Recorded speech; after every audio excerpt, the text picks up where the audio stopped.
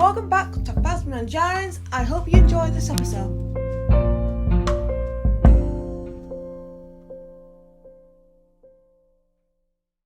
Hello, welcome back to Sabine and Giants, named after some of my favourite characters.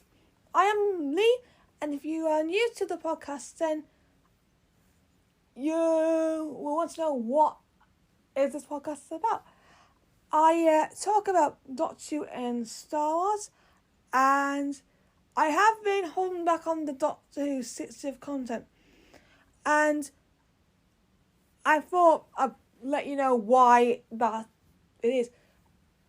There's been drama and leaks that have been responsible for my criticism with Russell T Davies, and unfortunately that is a no, and I don't want that.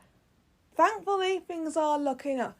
So hopefully, you'll get your row to the 60th and beyond very soon. And it'll be the 5th episode. So stay tuned for that. Speaking of David Tennant, you know I love the guy as Hu Yang. And in this episode, we're going back to Ahsoka, starring Rosario Dawson. If you don't know what the series is about, let me explain. Ahsoka is on an adventure to try and prevent another war where a group of enemies are attempting to bring back the missing Grand Admiral Thrawn. So, let's talk about my thoughts so far and what is next for them and what can I do to improve. Let's go! I want to begin with my thoughts on the series so far. I personally like this story arc. It's consistently good, like Doctor Who Flux, another one-story series. If you want to check out that episode, I'll put the link in the description below. Plus, it's like the third series of The Mandalorian. Some level Flux, the magic word, consistency.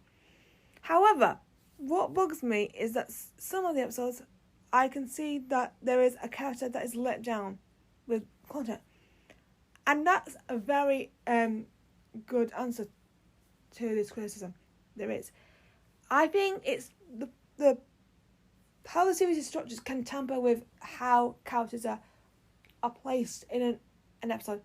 And the solution to this answer is when the series ends and it all comes together. So there's nothing to worry about. This can be fixed.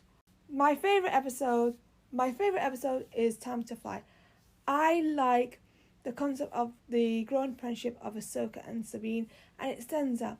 Hu Yang stole the show with his epic one-liners like, "Closer, please! Just a moment!" And Jason Segel making his first appearance, and he's so cute. So I'm going to recap you guys with what's happened at this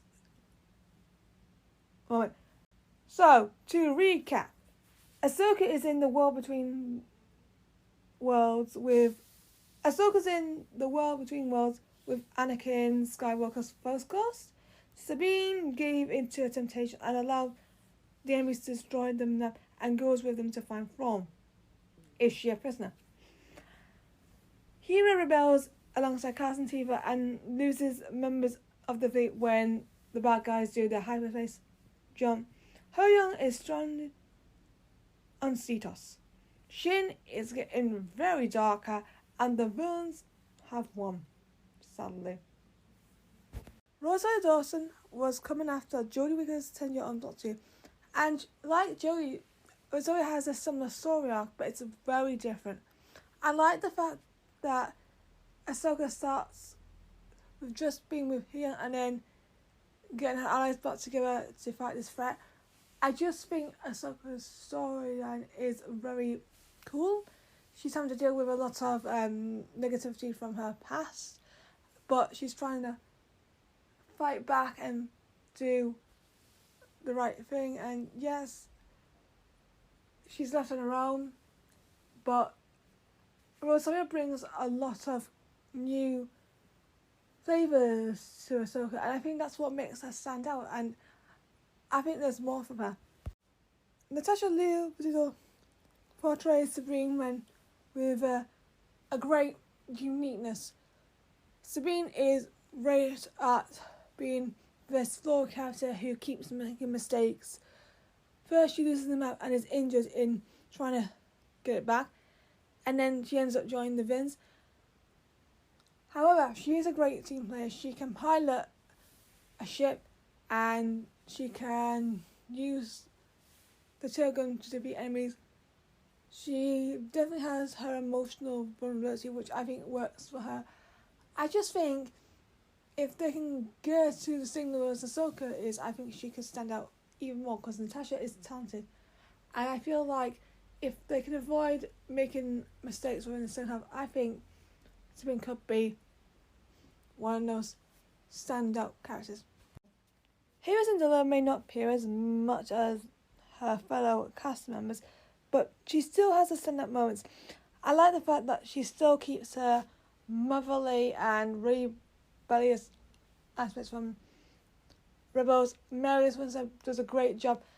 She's just definitely one of those characters that has something special and unique, and I don't think, she needs any more than what she's got. She's great. One of my personal favourite characters in this series is David Tennant's Professor Young. I feel moved by Young, and I find him a bit of an entertainer with how he's written. I like the fact that he's wise and sassy, and he has that wimpiness like C-3PO, but he is less troublesome than Chopper. I love how he avoids Ahsoka and Sabine, and he does question the decisions, but is still able to give them information as he is kind of their source. David voices him very well, and I think the behind the scenes do a great job with the puppeteering. I can't wait for more, my boy. Ray Stevenson plays Ben Skull. He is manipulative, reasonable, and dark when he needs to do what is right, like saving his apprentice or anything else he might want to do. I feel really intrigued with the power he searches for, and I think that's what makes the character come across when they have that goal. I feel Ray did a great job. I'm sad that he's gone, but he should be really proud of his performance, because it's one of the strongest villainous performances I've seen. I like the fact he sees himself in Sabine and uses her darkness as a reason to manipulate him to the dark side. And of course, counterbalance this side of his personality to Shin's personality.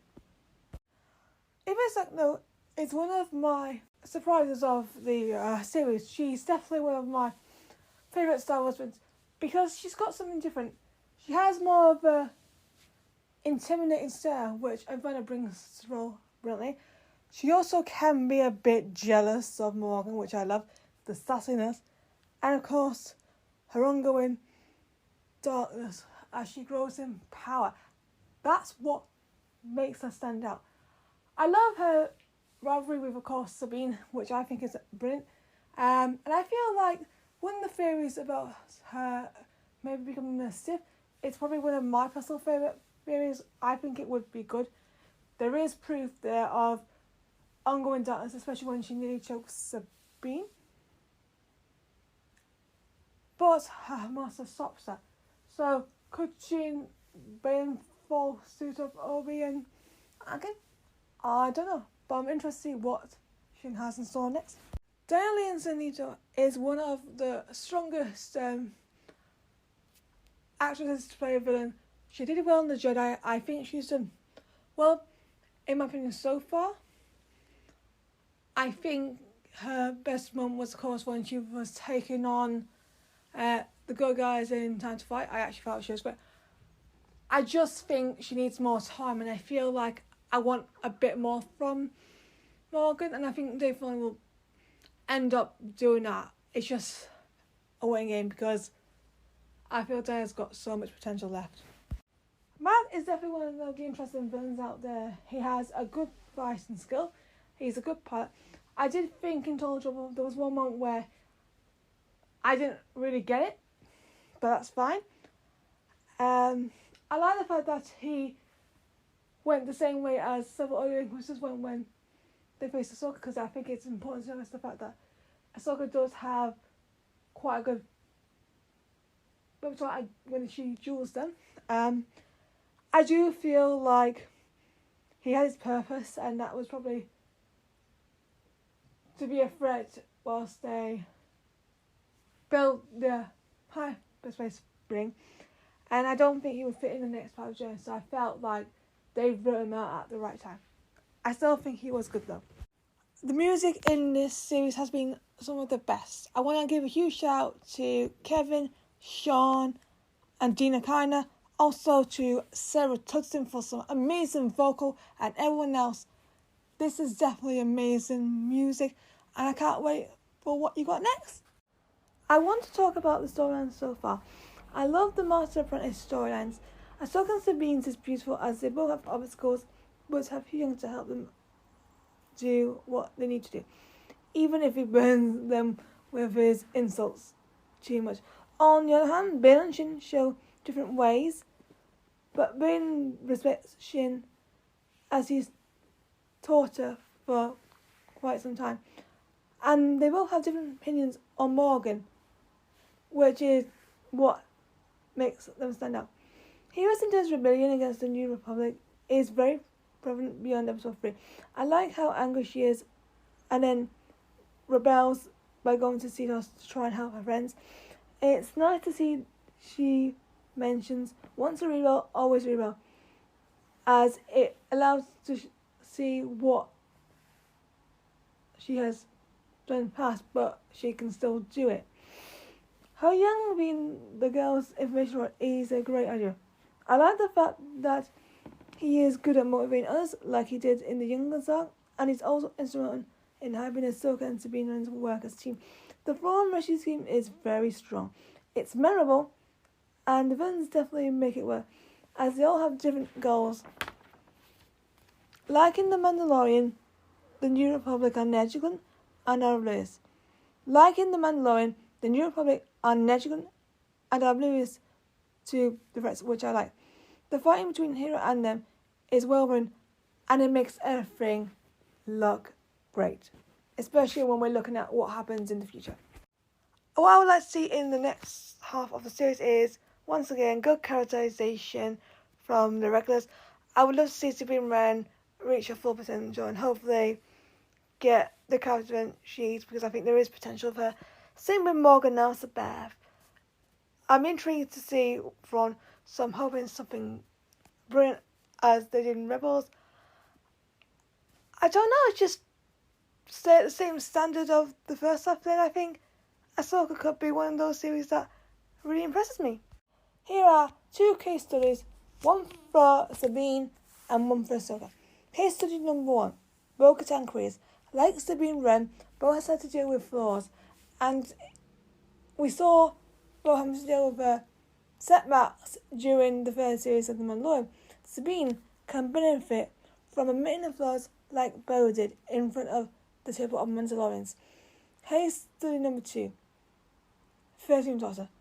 Like Ahsoka, 13 is played by her past, and she has to face the demons of her past and ends up focused on the present after the Flux events.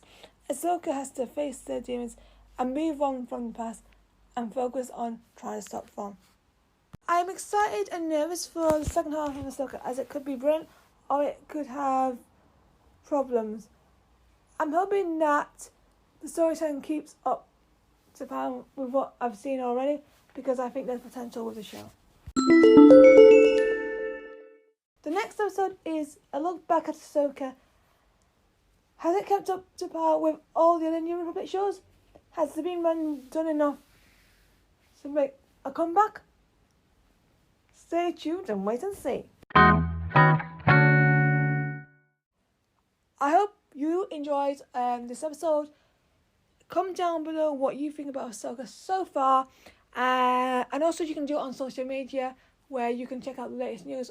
It's at Faz122. Also, I'm going to try and update the blog Faz and Jarens. I'll put the link in the description below. Please subscribe to the channel as well. And thank you for listening. And I'll see you next time. Goodbye, everyone.